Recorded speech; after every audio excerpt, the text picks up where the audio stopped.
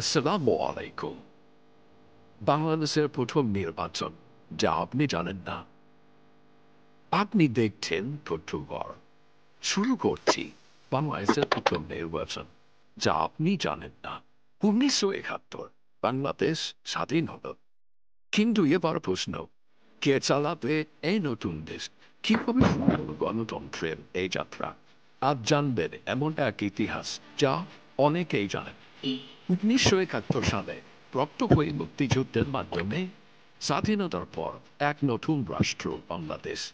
কিন্তু স্বাধীনতা পাওয়ার পরও যাত্রা ছিল না সহজ।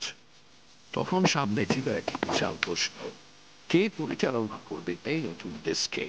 এই প্রশ্ন উত্তর খুঁজতেই শুরু হয় দেশের প্রথম জাতীয় নির্বাচন স্বাধীনতা অর্জনের পথে।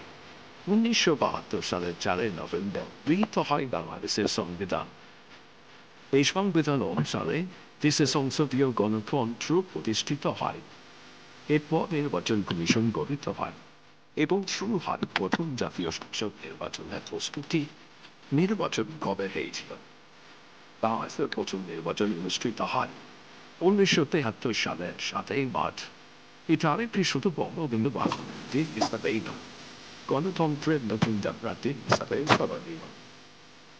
ভোট গ্রহণের তথ্য। ভোটার সংখ্যা প্রায় ৩৫ মিলিয়ন, আসন সংখ্যা ৩০০টি, ভোট গ্রহণ কেন্দ্র প্রায় ৩০,০০০। ভোটিং পদ্ধতি সরাসরি সাধারণ ভোটাধিকার। এতে ১৪টি রাজনৈতিক দল অংশগ্রহণ করে। ধন্যবাদ।